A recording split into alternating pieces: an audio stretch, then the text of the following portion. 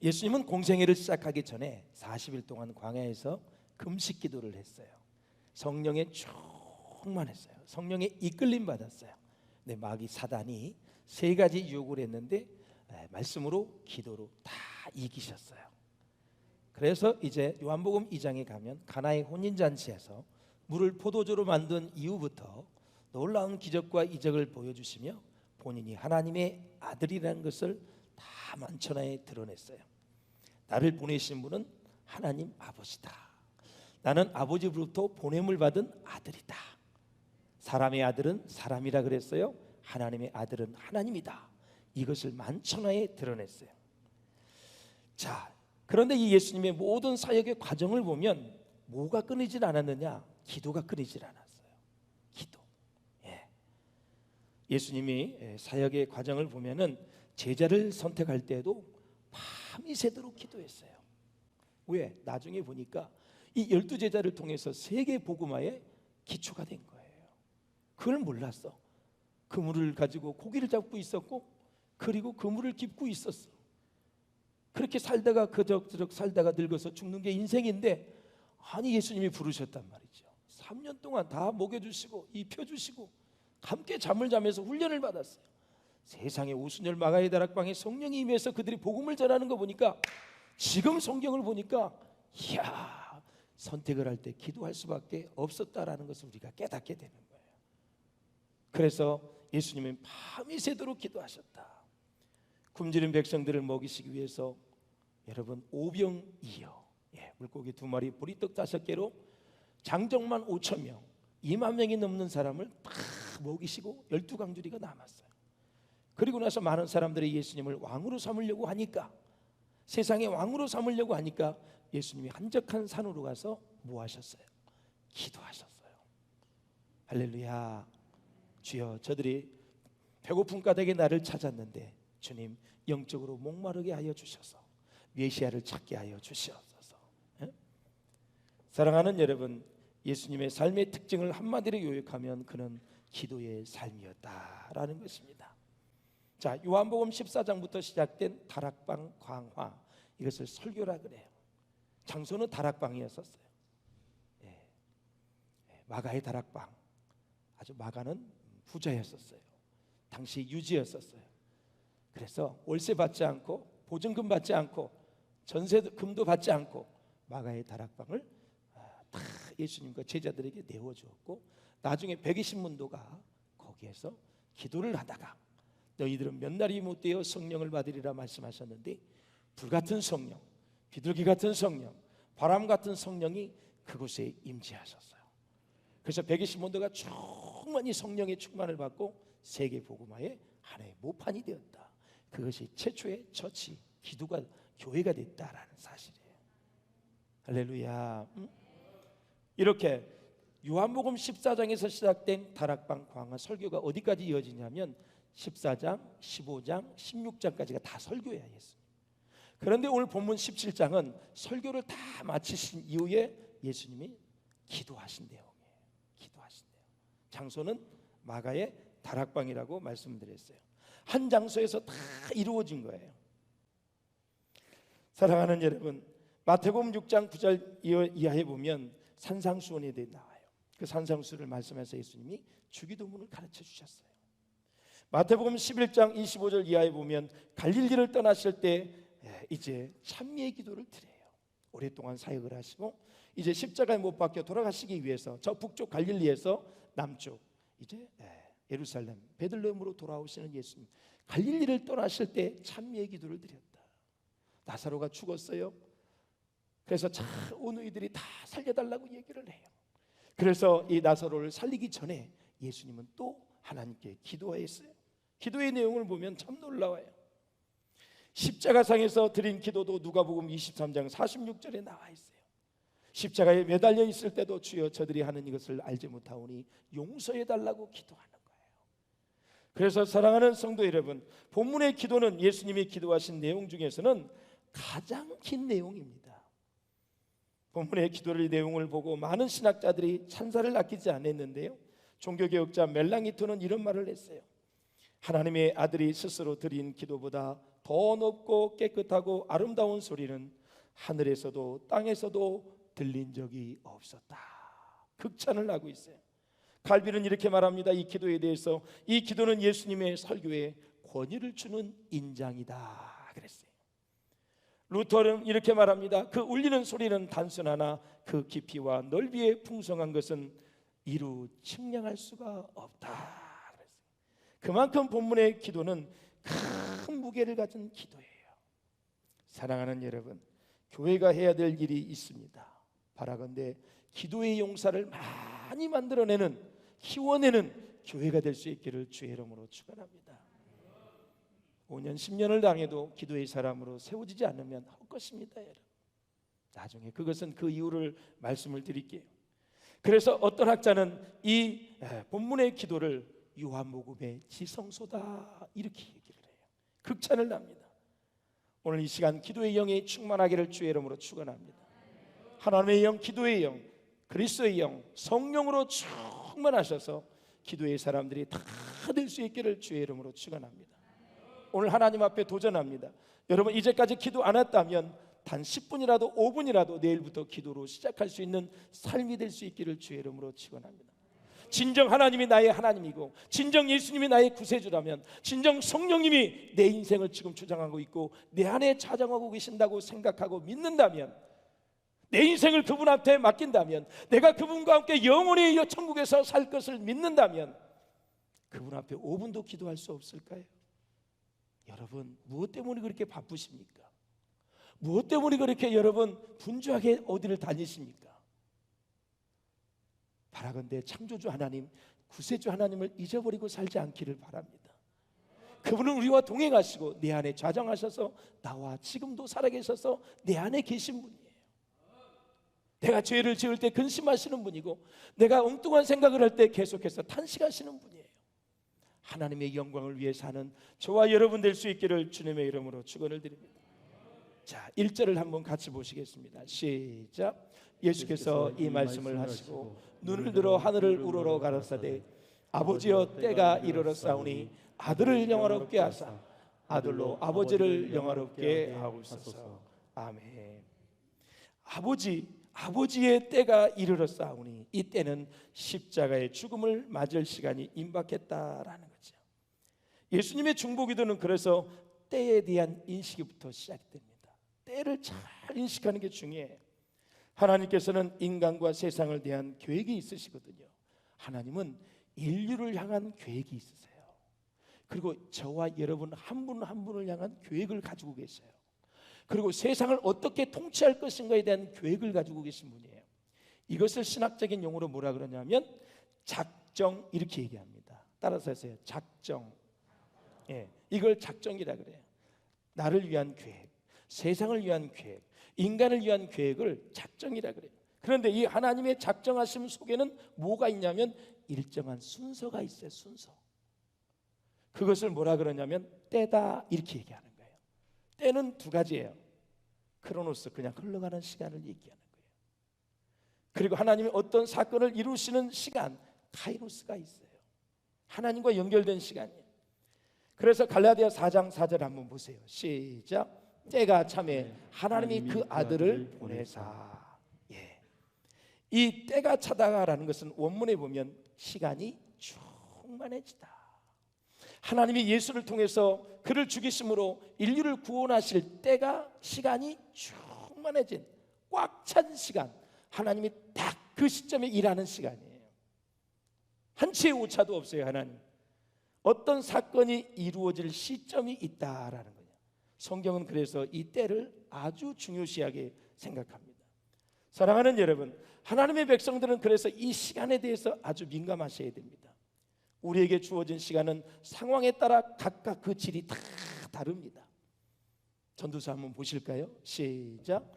범사의 기한이 있고 천하 만사가 다 때가 있나니, 날 때가 있고 죽을 때가 있으며, 심을 때가 있고 심은 것을 뽑을 때가 있으며, 죽일 때가 있고 치료할 때가 있으며, 헐 때가 있고 세울 때가 있으며, 울 때가 있고 웃을 때가 있으며, 슬퍼할 때가 있고 춤출 때가 있으며. 아멘. 그래서 사랑하는 여러분, 인생을 살다 보면 전부 다 그 때가 다르다는 것을 알 수 있어요. 그렇다면 이러한 때의 관점에서 믿음이란 도대체 무엇일까? 믿음이란 그 때가 무엇인지를 명확히 분석해내고 그 때에 맞게 순종하는 것이 믿음이에요. 지금 이때 내가 어떤 부분에 순종을 해야 되는가? 아마 우리 교회로 치면은 저녁 기도회도 있고 순례 기도회도 있고 그 다음에 새벽 기도회도 있고 새성장 건축의 비전이 있어요. 그러면 이때 그 때가 무엇인지를 명확하게 잘 분석하고 그 때에 맞게 순종하는 것이 믿음이다 이거죠. 할렐루야. 믿음 없는 말과 행동을 하지 않기를 주의 이름으로 부탁을 드리겠습니다. 믿음 있는 말을 해야 돼요. 믿음 있는 말을 하면 하나님이 책임을 지는 거고, 믿음 없는 말을 하면 내가 책임을 져야 돼. 기도를 안 하면 내가 책임져야 되고, 기도하면 하나님이 책임져 주시는 거예요. 무엇을 선택하시겠습니까, 여러분? 그래서 제일 위대한 말은 믿음으로 기도하는 거예요. 믿음의 대상이 하나님, 기도의 대상이 하나님. 그래서 믿음으로 기도하는 사람이 제일 무서운 거예요. 제일 위대한 역사를 이룰 수 있는 거예요. 꼬부랑 할머니라도 새벽마다 나와서 기도하는 그 자손들이 있다면 여러분 놀라운 축복을 받는 거예요. 왜? 그 할머니가 자손들을 위해 기도하면 하나님이 얼마나 그 자손들과 함께 하시겠어요. 하나님은 기가 멀지 않으셨어요. 지금도 살아계세요. 우리의 신음소리에 귀 기울여 주시는 분이 하나님이에요. 우리의 아픔을 아시는 분이 하나님이에요. 우리의 고독과 우리의 외로움, 우리의 힘듦, 고난 모든 것을 다 알고 계시는 분이 하나님이에요, 여러분. 그 하나님이 들으시고 일하시고 역사해 주신다라는 거예요. 그래서 17장에서 예수님은 계속해서 자신을 위해, 제자들을 위해, 하나님을 믿는 사람들을 위해 기도하신다라는 거죠. 예수님의 소원이 있다면 아버지를 영화롭게 하는 것인데, 영화롭게 한다라는 단어는 헬라어로 독사조라는 단어예요. 독사조.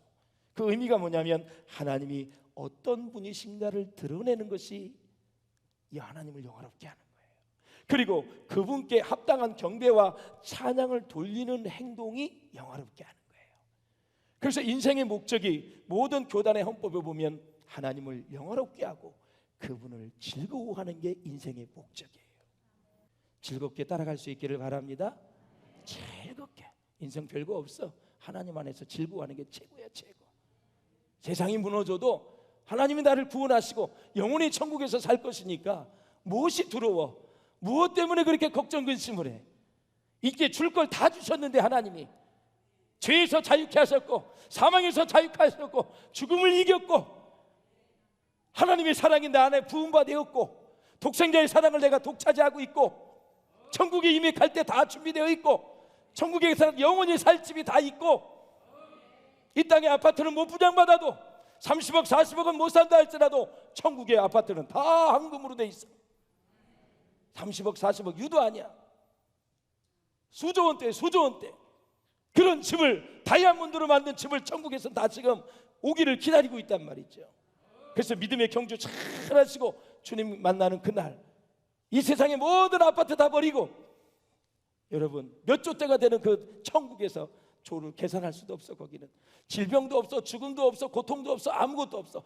주님의 사랑, 빛과 하나님과 영원히 사는 그 천국에 간다니까. 잠시 우리가 힘들 수 있어. 이길 수 있기를 바랍니다. 너희가 세상에서 환난을 당하나 담대하라. 내가 세상을 이겨노라 그랬어요. 이 세상은 어둠의 주관자들, 원수막의 사단의 세력을 예수님이 완전히 묶어버렸어요. 그래서 그 예수님을 믿고 나아가면 우리는 승리하게 될 줄로 믿습니다, 여러분. 할렐루야. 영국의 셰익스피어의 작품에 보면은 위대한 극작가지요, 헨리 6세가 있어요. 헨리 6세. 그런데 그 헨리 5세는 젊었을 때 아주 방탕한 삶을 살았어요. 나중에는 정신을 차리고 아주 훌륭한 왕이 되어서 나중에 프랑스를 정복하지요. 지배를 했어요. 그러나 이후에 나타난 헨리 6세는 나이가 어리고 아주 우유부단하고 유약해요. 그러니까 대신들이 서로 반목 질주하면서 어지러운 바람에 다시 그의 라이벌 프랑스가 다시 일어나게 돼요. 이 사람이 직장에서나 학교에서나 교회에서나 어디를 가든 그 리더가 보스 기질을 가지고 있으면 여러분 리더십의 유행에 따라서 행동을 잘 하셔야 돼. 그래서 보스 기질을 가지면 절대 이인자를 용납 안 합니다, 여러분. 그리고 저 사람은 좀 너무 권위주의적이야. 좀 이렇게 섬기는 그런 리더가 됐으면 좋겠다. 안 바뀌어진다니까. 보스 기질을 가진 사람은 거기에 맞춰서 섬겨드리고 여러분이 할 일을 열심히 하세요. 여러분 그 리더십을 바꾸려고 하지 마. 그 리더십이 안 바뀌어진다니까. 근데 어떤 리더는 아주 그냥 수수해, 부드럽고 된장국도 잘 사주고 식사도 잘 사주고 이웃집 아저씨 같아. 그런 사람도 있고 보스 기질을 가는 사람도 있고 다 다르단 말이죠. 그래서 직장에 들어가서 그 리더의 리더십 스타일을 딱 보고 거기에 맞춰드려. 그리고 여러분의 일을 탁월하게 해내. 그럼 반드시 성공해요. 리더십에 맞추면 뭐가 좋아하는지 아세요? 관계가 좋아지는 거야. 사랑을 받아. 거꾸로 가지 말고 제발 내 마음에 내가 원하는 이상을 가지고 리더를 자꾸 변화됐으면 좋겠다 하지 말고 가서 그 리더의 리더십 스타일에 맞추라고. 밥 안 사주는 거 어떻게 하겠어? 네가 사주면 되지. 안 그래요, 여러분? 잘 사주는 사람 또 있어. 감사하면 되는 거고. 너무 복잡하게 인생을 살 필요가 없어요. 그래서 그 리더 스타일을 잘 알아야 돼.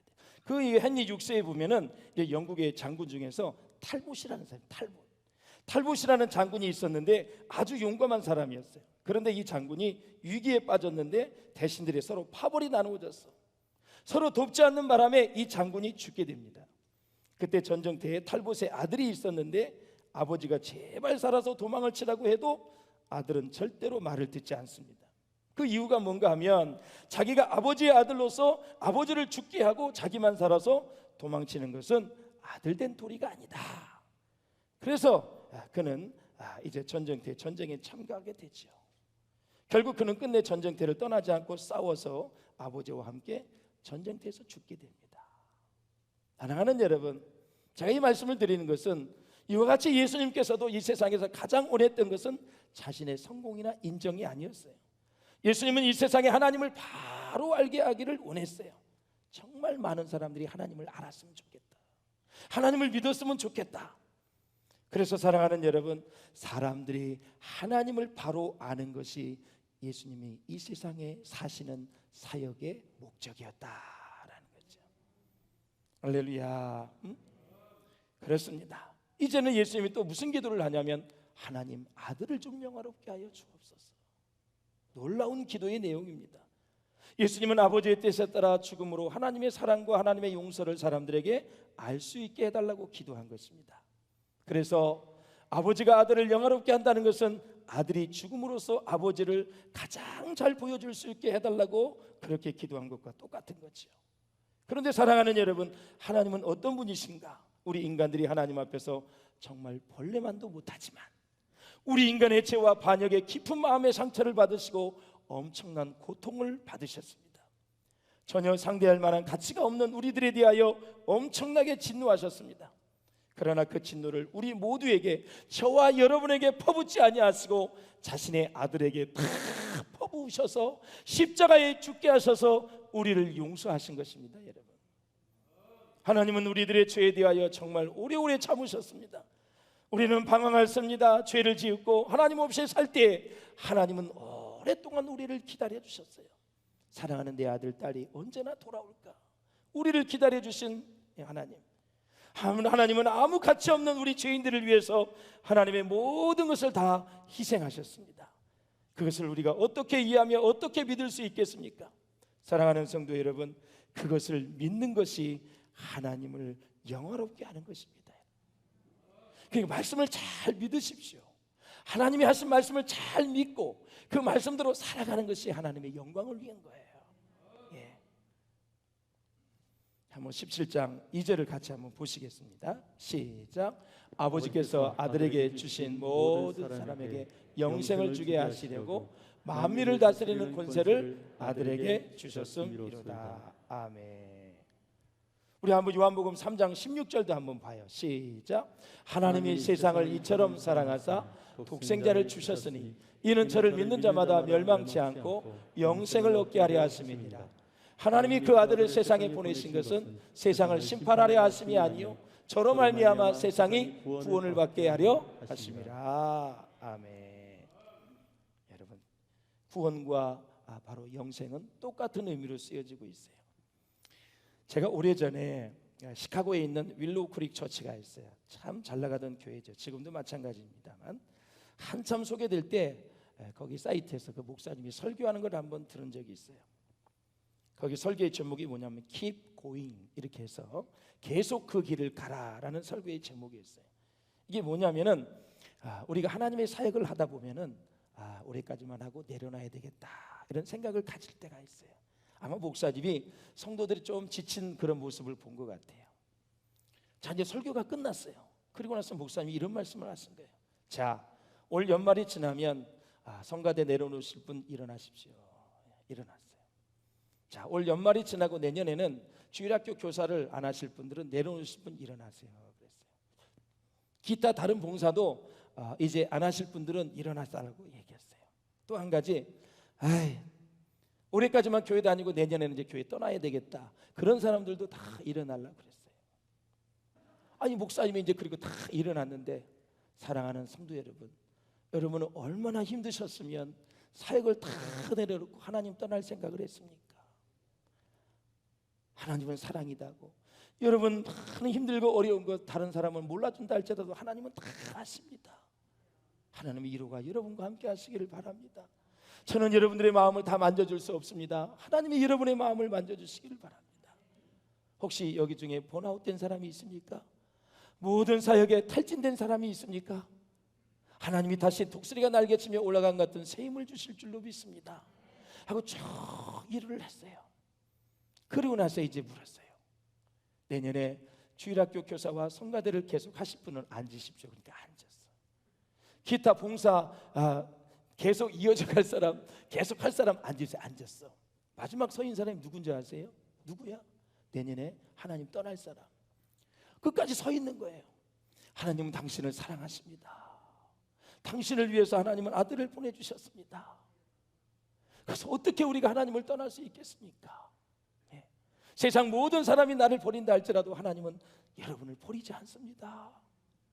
계속 또 위로를 했어요. 그랬더니 이 사람들이 어떻게 됐어요? 내년에 하나님을 떠나지 않고 다시 주님의 품에 안길 사람들 앉으시길 바랍니다. 다 앉으시길 바랍니다. 제가 묻습니다. 내년에 성가대 안 하실 분 잠깐 일어나시기 바랍니다. 주일학교 안 하실 분만 일어나 보시기 바랍니다. 나 내년에 비전교회 떠날 거다 하면 손 일어나세요.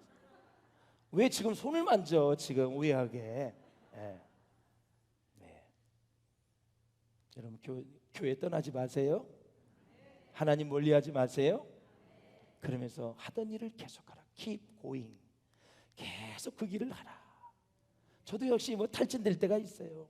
설교하기 싫고 설교 준비하기 싫고 서재실에 틀어박혀가지고 종일 책 보는 거 이거 보통 일 아니에요. 그게. 나같이 돌아다니기 좋아하고 이렇게 운동적이고 액티브한 사람인데 이런 성격을 가진 사람에게 그냥 틀어박게끔 공부하게끔 만들어놨어요. 근데 그것이 즐거워지니까 하루 종일 내 서재실은 지성소가 될 수가 있는 거죠. 사랑하는 여러분, 말씀을 맺겠습니다. 혹시 여러분 인생 가운데 좀 힘들고 어려운 일이 있다면 하나님께 오늘 다 내어 맡길 수 있기를 주님의 이름으로 축원을 드립니다. 여러분 혹시 여러분 삶 가운데 고독이 있으신가요? 그럴 때는 인내하셔야 돼요. 감당 못한 시험과 어려움이 있습니까? 그때는 반드시 엎드려 기도하셔야 돼요. 여러분 날마다 시험이 내게 찾아옵니까? 갈등하십니까? 그때는 말씀을 붙잡고 죄악의 세력을 다 물리칠 수 있기를 주님의 이름으로 축원을 드립니다. 인생의 상황의 모습은 다 다르지만 인생은 다 어렵습니다. 쉬운 사람이 하나도 없습니다. 그래서 즐거운 마음으로 주님을 따라갈 수 있도록 기도하시고 오늘 내가 이 세상을 떠난다 할지라도 하나님은 나를 사랑한다는 그 사랑을 결코 의심하지 않기를 주님의 이름으로 축원을 드립니다. 사랑하는 여러분, 성도는 소식껏 사는 사람이 아닙니다. 혹시 내 인생 가운데 소신이 있다면 오늘 이 시간 십자가에 다 못 박을 수 있기를 주의 이름으로 축원을 드립니다. 성도는 소신껏 사는 사람이 아니라 말씀으로 사는 거고 믿음으로 사는 것입니다. 그러므로 나의 말과 행동이 지금 교회에 유익이 되는지, 자신의 결정과 행동이 하나님 나라 확장에 유익이 되는지를 잘 생각해보고 신중하게 결정을 하고 행동하는 것이 바로 성도의 모습인 줄로 믿습니다. 진정 우리가 하나님의 영광을 구한다면 오늘 여러분 기도의 자리에 나아가 생명을 걸고 기도할 수 있기를 주의 이름으로 축원합니다. 여러분 자신을 위해 기도할 수 있기를 바랍니다. 치열한 영적 전쟁에서 마귀와 싸워 승리하려면 말씀을 믿고 기도하셔야 됩니다. 참아야 될 상황이 온다면 끝까지 주님 생각하면서 인내하시기를 바랍니다. 그래서 자신을 위해 기도하셔서 하나님을 영화롭게 하는 우리 모든 성도들이 될 수 있기를 주의 이름으로 축원합니다.